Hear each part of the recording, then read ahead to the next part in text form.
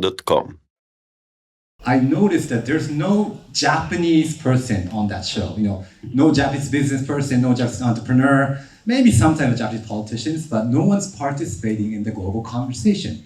So whenever we talk about this topic, we always say 対外発信 or how can we spread our message to the world? But I really hate that word. What's 対外発信? I think the digital trend is not about messaging, but how to participate in the conversation.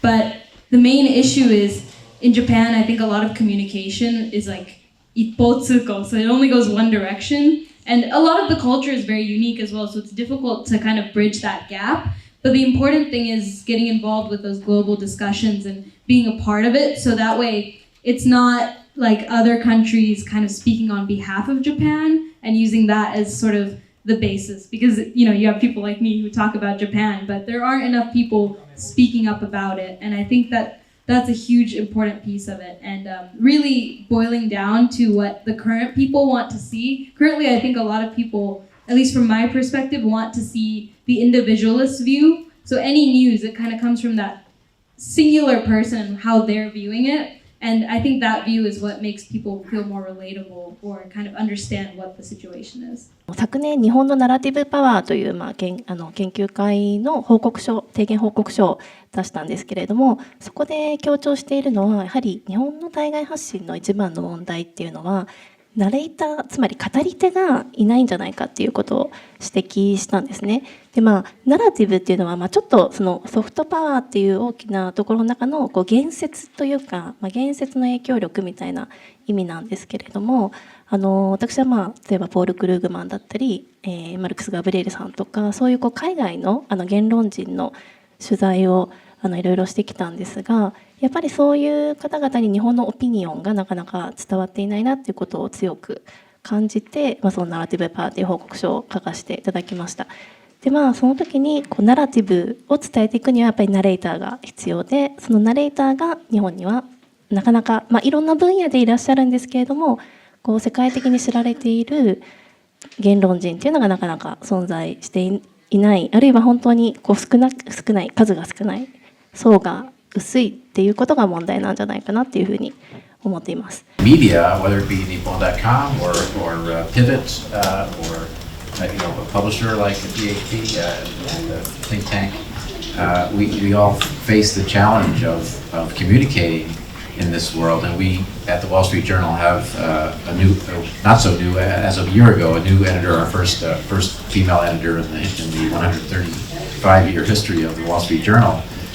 And she's come in with some new perspectives about how we can increase our audience size and increase our reach to the world. And part of it is, as some panelists, as Ananya and Takeshita-san discussed, a more sort of personal approach. We don't produce opinion articles, but who's going to produce a sort of personalized take on the news, someone with a kind of their own character, not just sort of dry, plain reporting, but someone who can analyze with a certain amount of personality and individuality was what she wanted more of, I heard, and she also wants more profiles of people. If you wanted to read about Japan in English, there would be American reporters writing about it, British reporters writing about it. But there wasn't really much of a channel for Japanese people to tell their own stories about their own country. And by getting articles written by Japanese observers of Japan, putting those out in the languages that we work with, this is a way to, ideally, to foster this communication. 海外の指揮者の方とかと話していて、必ず出てくるのは少子高齢化っていうところはやっぱり世界から注目されているなというふうに感じます。人口減少と高齢化社会、それをどういうふうに乗り切っていくのか、あと良いことも悪いこともありのままにということなので、悪い面でもよく言われるのがやっぱりジェンダーの問題はよくありますね。やっぱりジェンダーがなぜそんなに遅れているのか、そしてそれをどう解決していったらいいのかっていうのはよく聞かれるし、注目されていることではああるかなというふうに思います。When you're looking at the overall global audience and communicating Japan, the real Japan is kind of what comes into place. And what I mean by that is really digging down deep into, I think foreigners especially would be interested in the behind the scenes. And that goes for whether it's corporate world or societal problems or a lot of these things that I think when you tell them from the story of an individual perspective, it really speaks. And I see a lot of that within the content that's being produced about Japan, and the ones that do really the best are getting into that behind the scenes side. And I mentioned earlier that I think also work culture is something that I find very interesting. Last week, Nan and I went to a snack bar, for a shooting. And so, snack, right? So you pay 3,000 yen, it's a little hidden bar, there's a mama-san, you drink shochu, you eat like potato chips, and you sing karaoke.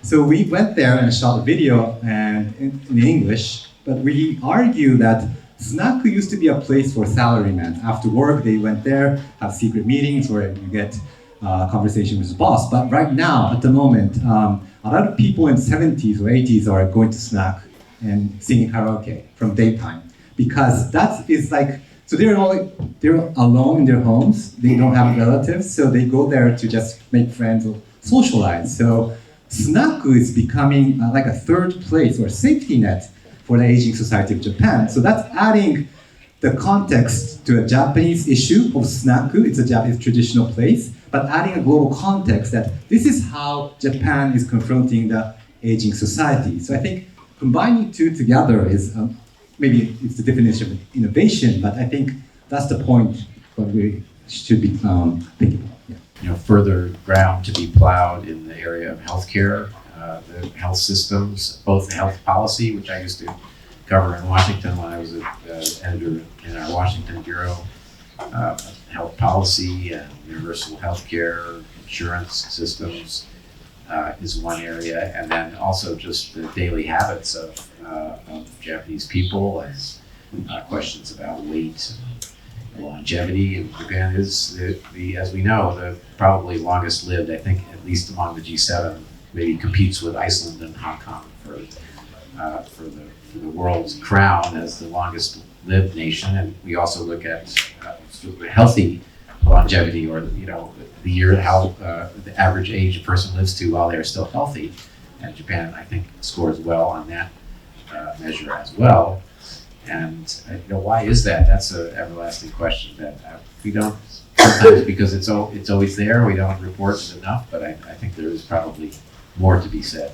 I think AI, artificial intelligence, is a good topic, because when I read like Western media, there's reports that say that AI is kind of take away our jobs.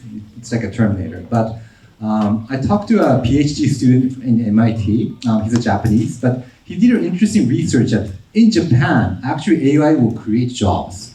And it's because, number one, we have Doraemon, so we're not afraid of AI.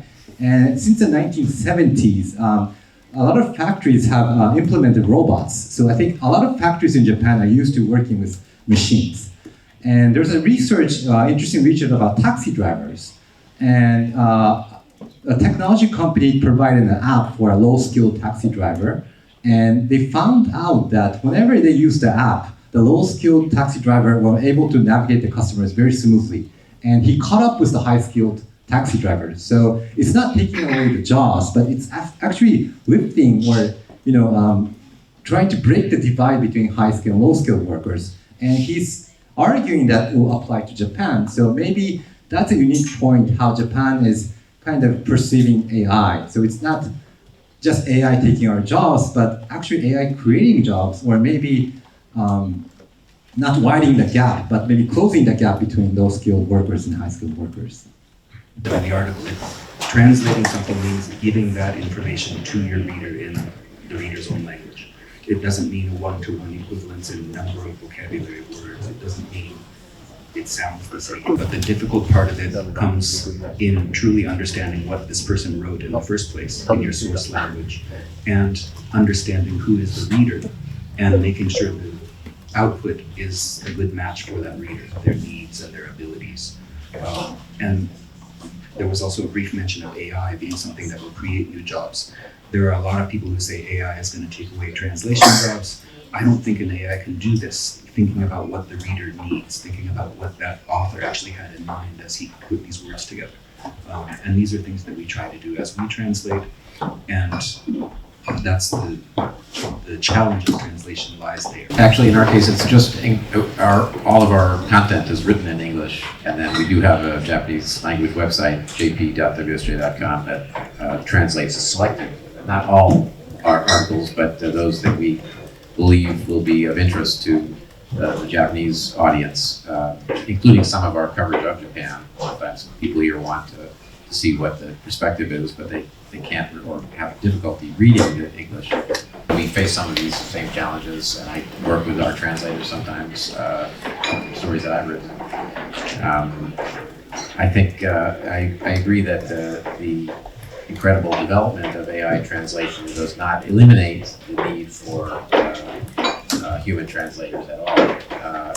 What it does do, and I've discussed this with the managing editor of our Japanese language site, George Nishiyama, it changes, I think, the skill of the translator a little bit, because maybe the AI can do a first draft of the story, or translate some sections that are kind of commonly used words that don't require a lot of explanation. And then maybe what the translator is doing is working on that one part where you have to define snaku, and crafting that, perhaps a whole paragraph to explain what the word means. That's really creation on the part of the translator.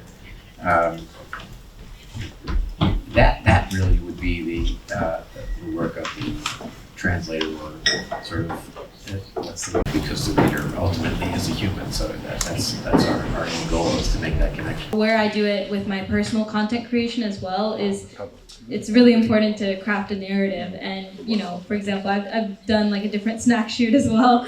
And in that situation, experiencing that in Japanese, in a very Japanese context, and kind of translating that experience in a way that would really make sense to the viewer and also be fun and interactive. And really doing that, I think, both ways is a difficult challenge and something that I think only humans can do. But it's a huge thing of my daily job, so yeah.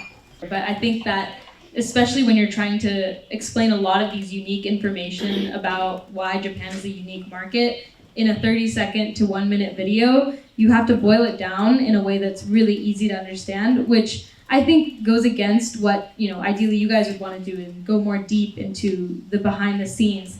But I think what kind of is like created from that is this new form of language, which is almost like localizing to the specific listener, where you're using their slang or kind of explaining something from their perspective. And they get a new insight from that, and I think that's why telling news stories or ideas through video content really works, because you can actually say a lot because you're localizing it to that specific person. I think times have changed to the point that at least people in my generation, we tend to consume news through social media. And I know that there's definitely a lot of difficult areas in terms of that, like how accurate is that information. But I think that it's how easily accessible it is to us and how individually tailored it is to us as well. And it doesn't come off in a way that's almost like a PR ad-based sort of thing. And I think it's really fun to see, because we don't think of it in that way either. We genuinely just want to get that content in our hands as easily and quickly as possible. Engaging with influencers, because I think the reach depends on not major news brands, but who's sharing that story, who's talking about the story. So this is not working at this time, but maybe 1 year ago before Elon Musk, maybe following the hashtag or mentioning someone on. So I think, engaging with influencers is one point other than technology. Do you agree? Oh. Yeah, because you are an influencer. I got started on Twitter actually, and I was tweeting to mainly Japanese businessmen in their 30s, and that was a huge, huge strategy, because you're basically talking to their audience as well at the same time, and it's a huge foot in the door to getting your content viewed by more people beyond your space. And if it clicks with them, then they're sold. You have buy-in from them, and I think it's a huge strategy that I use to this day on most platforms.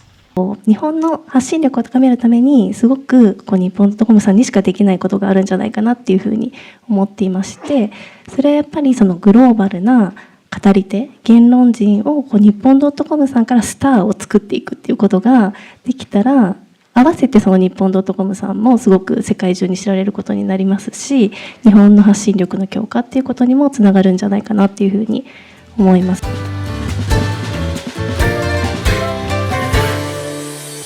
日本ドットコム